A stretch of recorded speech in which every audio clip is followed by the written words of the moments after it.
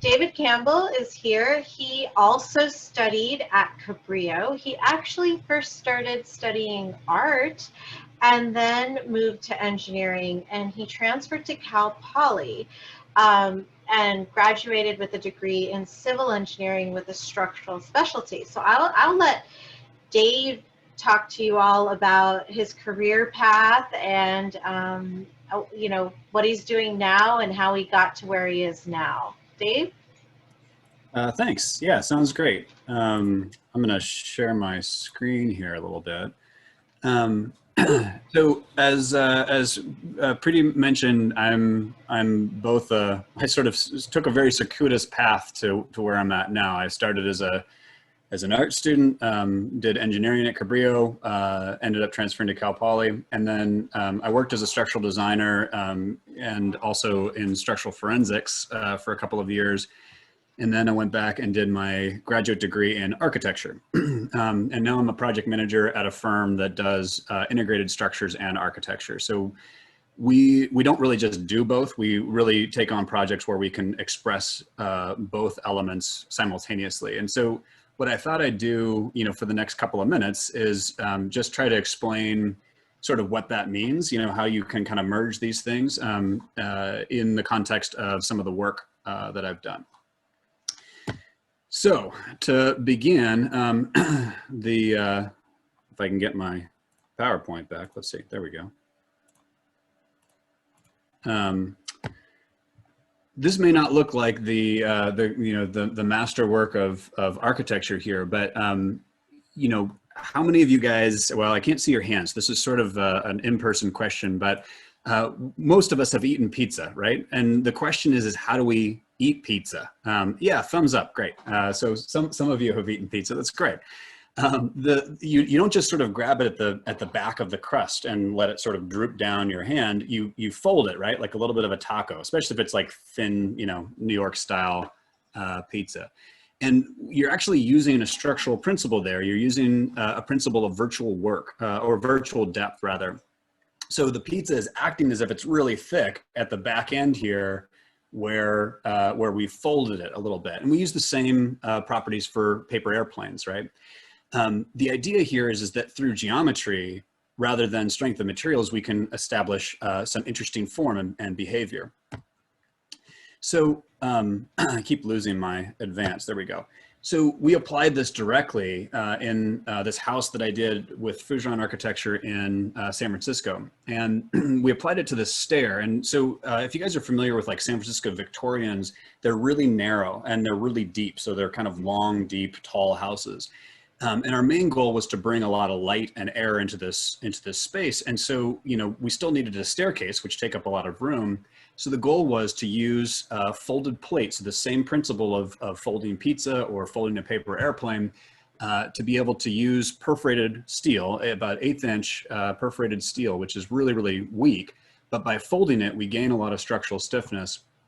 And we create not only a space that's expressive, but also that allows light to penetrate deep into the house. So this idea of integrating a basic structural principle into a spatial quality is something that's really sort of fundamental to my work. So this is a bridge we have in Ohio that just opened right before everything got shut down for COVID. Just in March, we actually, you know, we're just about to fly out there for our grand opening of this bridge, and you know, everything got shut down. So I actually haven't seen this finished yet, which is too bad. But with this bridge, we started in a similar way. We started from sort of basic structural principles. So with the suspension bridge, we're supporting it on a central tower, and we have a lot of compression, which is this leftmost diagram here. So a lot of compression is carried by this tower. And then in order to pass the bridge deck through, through the tower, we let that compression split into two forces. But what that does is create thrust. So this is sort of like a roof of a house that wants to push the walls out. And so what we did was we actually tied the bridge deck. We tied the tower back together with the bridge deck. So we resolved the thrust internally. And that's what allowed us to end up with a bridge deck that sort of flies through this eye of the needle of this central tower. And as we go from left to right, you see how we sort of sculpt those forces. So there's a smooth transition from the vertical compression slowly into the lateral and then back into the ground again. With these projects, we have a really heavy use of digital design. So a lot of integration between modeling and engineering, modeling and architecture. And the reason why this is so important is, as you guys are thinking about, you know, how you proceed in your careers, rather your education, what kind of tools do you need in that toolkit? And to be a successful engineer, you don't necessarily have to be able to do sophisticated 3D modeling, but it certainly helps. It opens up a whole nother avenue of form that you can experiment with. So for my practice, we integrate really heavily with our digital models. So, you know, we have a very complete three-dimensional model. The diagram here on the right sort of shows how that model is built up. And that model is integrated directly with our structural analysis software. So that way we can visualize the architecture three-dimensionally before we build it, which helps us to raise the money that we need in order to actually build these things. And we can use that same model to also do the structural analysis to figure out construction details and so on. And so this is a time lapse of the construction of the bridge. There's a lot of kind of fun stuff about this, but one of the things that I really loved about this project is the tower itself is a very complicated form, and what they used was actually these sort of press molds that they use for highway bridges.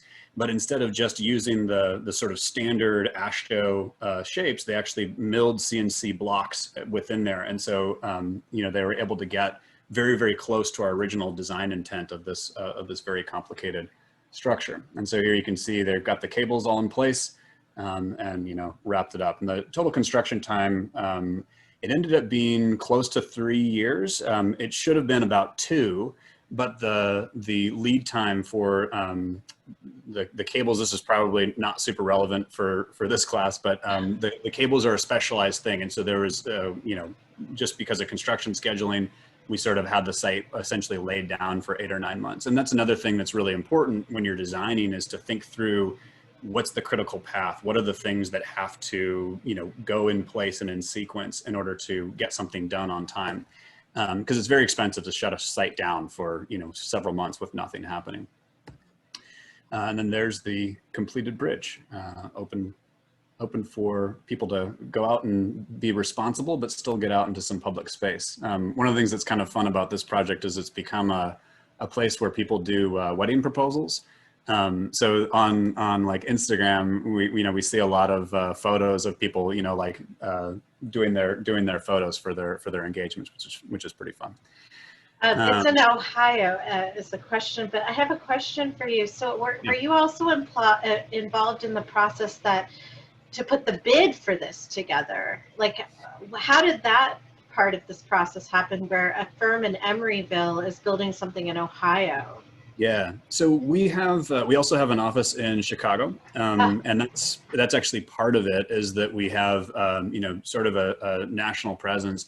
The other piece of it is that we have a reputation for this type of design, and so we get brought in, or we do a lot of competitions as well. This is actually a competition that we won, and then went all the way through the design process. But when it comes, because we're pretty small, when it comes to the actual delivery of the project, we almost always will bring in another partner. So either we'll have a local firm, or we'll have a firm that has a local office. So in this case, T.Y. Lin was the company, which is a huge international firm, and they're what's called the engineer of record. So we're the design engineer, and we're the architect of record.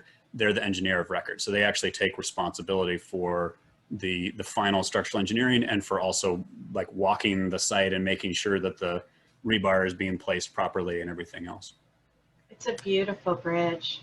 Thank you. Yeah, we're very proud of this, and it's still, as I said, recently opened, so it's still kind of in that nascent stage where I'm excited for things to hopefully get back to normal, where you know, we can actually get out and walk across it myself. It needs a ribbon cutting for sure. Yeah.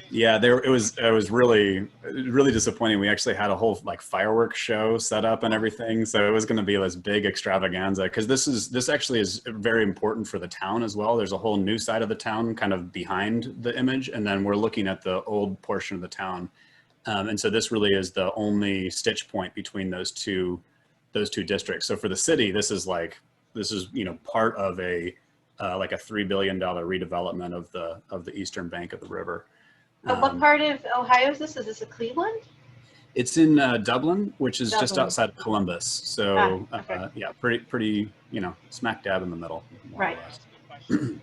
Yes. So, I'm just curious how it works. Like how there's the cantilever support on this side, but not this side. Yeah. So and the way that the this, other side it's opposite. It's really cool. Is it due to the curvature? But like, how does that work? yeah. So this is a great question, Clayton. I think that was Clayton drawing, maybe, is what it was said. Yeah. So basically this is a very unique structure. This is the only reverse S single suspension bridge in the world. And basically what ends up happening is it looks like it's cantilevered out on the back end, but it's actually not. It is connected, but it's a slip connection, so it's able to move freely. So what ends up happening is that curvature, and without getting too deep into the technical aspects, the curve is balanced by the single-sided supported cables. So basically the bridge is curved. It wants to sort of tip down toward the river. Let me pull up my drawing tools here so I can not just gesture at you. There we go. So the curved bridge wants to tip, and this one wants to tip the opposite direction. Oh, so it's balanced. Yeah, and we have basically the cables are also, I don't know how well you can tell from this photo, but the cables change their angle depending on where they're at. So what they do is they hit these little plates, which pushes them right through the virtual shear center of the section, which means that as this thing wants to twist, it's basically being supported through its sort of virtual centroid. And we do that through the bridge cross section, deck cross section, this sort of box girder that's down below. And then also, as you said, balancing between this side and that side. So then So it has like a triangulated underside. Yep, exactly. To balance out that, to transfer that shear value.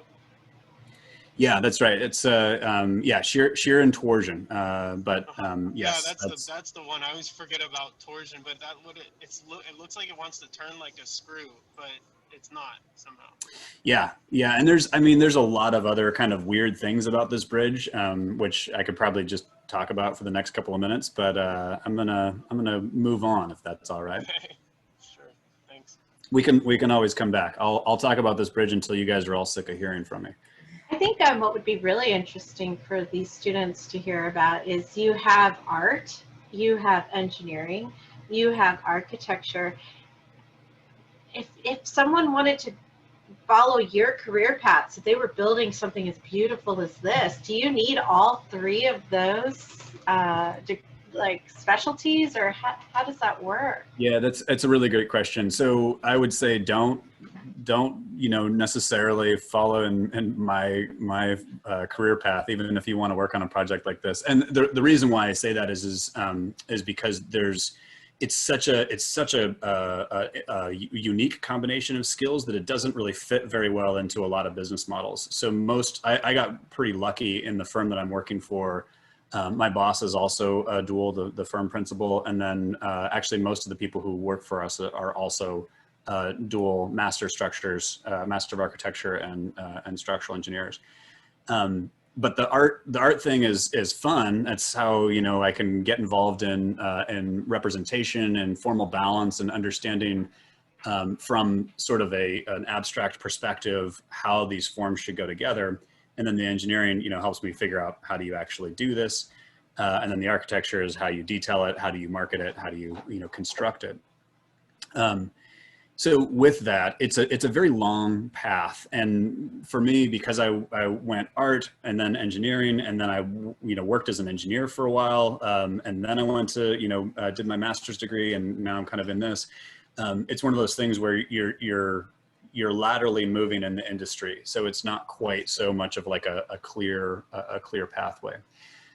With all that said, if you're interested in architecture and structures, or art and engineering, or art and architecture, there are homes for that type of educational background and skill set within other companies. So for example, Arup really likes their engineers to have some architectural background, even if it's just a couple of classes or some ability to sketch, and that has to do with sort of their ethos, how they work. They at least in their structural portion of their company, it's about being able to quickly, hand draw things. Actually, let me jump forward really quickly. Oh yeah. So for example, and this is another bridge, I'll just talk about bridges all day. On the left-hand side are some of my initial sketches of how the assembly is going to go, and then our full model. And then, here's another collection of drawings, and then a rendering of the finished bridge. So what's nice about being able to hand draw is you can not only work out your structural system, doing your calculations of how big does the plate need to be at a given spot, how are you transferring forces across a particular node, but also, where the, what is the sort of presence of that detail? How's it going to feel? What is it going to look like while you're there? When you're doing engineering, to be an engineer that everyone wants to work with, engaging in the process is so important. So not just treating it like it's a problem to be solved and then you're done, but rather being committed to whatever the vision is for that particular project is really important. And then Phaedra, who you'll hear from in just a second, just put a little bee in my ear. The other thing that's worth knowing about is there are a couple of programs in the country that are architectural engineering programs.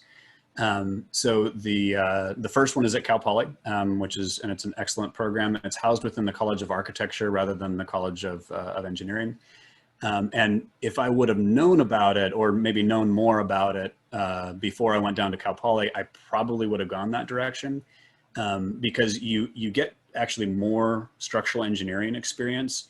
And you also get some architecture studios just to kind of, understand how buildings are being designed, and then how you as an engineer will integrate that process.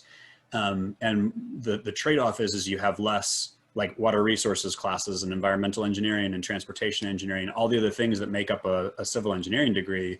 You're taking those classes and doing additional structures classes and then classes in architecture. So if you're interested in this type of thing, I highly recommend checking out architectural engineering. Kansas State also has a really good architectural engineering program, and there's a handful of others throughout the country. And what kind of software are you using to make these, the different images you've shown us? Like I see sketches, I see this, model, lifelike model, and then you also had something that looked like CAD drawings in there too. Yeah, so with this, what we're looking at right now, the modeling program that we use is primarily, I would say, is called Rhino, which I don't know if you guys have heard of or not, but it's actually originally designed for boat building. Architects really love it because it's very freeform. You can kind of make any geometry you want, and it doesn't, like Revit knows you're making a building, so it's forcing you into these specific, this window is a window and you can't do anything about it. Whereas Rhino is kind of like, I don't care what you're making. If you're making a lamp or a unicorn, it doesn't really matter. It can handle kind of any type of geometry. So Rhino is really good for design. Revit is really good for construction. Is kind of how they break down. So we use Rhino really heavily. We'll interface with Revit with our designer of record, architect or engineer of record. But then and then from there we'll use a couple of different rendering engines. This one was done in V-Ray, and then a whole lot of Photoshop on top of this. So this is where the art comes back in, as being able to sort of integrate entourage, the people who are walking across here and the trees, and get sort of a particular mood for that image. The hand sketching stuff, I'll do this in notebooks. I've got like 4 open on my desk right now. I also do a lot of work on my iPad, which enables me to sort of send sketches to my drafting team and other engineers within the company. very quickly, because I don't have to scan it or take a photo of it and email it. I can just, send the digital copy. So the iPad is really good for that. And then in terms of analysis, we use a couple of different tools. There's a tool called sort of a very industry standard tool called RISA, which is great for structural analysis for buildings. It doesn't do complex form particularly well. So then we also use a program called Caramba, which integrates directly with Rhino. And actually, let me flip over to another project real quick. And did you learn those programs on the job or through your schoolwork? Yeah, so Rhino, I learned in grad school. This image is taken from the finite element modeler, which is Caramba that I referenced. I learned this a little bit in grad school, and then really, kind of figured out how to use it professionally on the job. This was something that, that was became more directly part of my workflow with Ender Studio. And even with this type of stuff, so it's one of these things where nowadays, like if I see on somebody's CV, if they're looking for a job, if I see Revit for our company, that doesn't really mean very much to me. But if somebody can model in either SketchUp or Rhino or 3ds Max, I'm like, okay, well, you'll be able to pick up Rhino even if you don't know it already. Wow, so those are skills you're looking for particularly. Absolutely. And someone was asking if there are classes on those programs, and another person was asking if there are apps they can buy. Maybe if you have a link to some of them that you could put in the chat, that might be interesting. Yeah, let me jot it down real quick, and then I'll throw some comments in the chat as well. Yeah, so the classes, definitely you can take classes. These days, if you want to learn how to do anything, YouTube is really your best friend. Like you don't need to take a class in CAD or in a modeler. There are things that you get by going through an AutoCAD class or going through a Revit class, going through a Rhino class. But in many cases, you can sort of pick these things up as you go. Most of you guys in this class are probably pretty digitally savvy, even if you don't think of yourselves that way. You can pick up software really quickly. So this is something that it's like, if you didn't have any modeling experience, that wouldn't necessarily be a deal breaker. We would have to consider like how you can integrate immediately, right? But yeah, it's something that's worth kind of paying attention to. Even in engineering, is not only understanding how you do analysis and work with analysis programs, but also how do you just model? How do you make complex geometry? It can become very important. And this image you have here is showing stress areas in red. Yes, that's exactly right. So this is a house that I'm doing down in Big Sur, and I was kind of going to close with this one because it's an integration, and our role is all the way through the project, from sort of inception all the way to the end of construction, and it's all digitally integrated. So this is that plugin Caramba, which is a finite element modeler, which basically, what it does is it shows what you're seeing is stress. So you're seeing tension and compression in these individual units for this very complicated sort of urchin-shaped house. And the challenge, though, is that the model itself is not where you can end.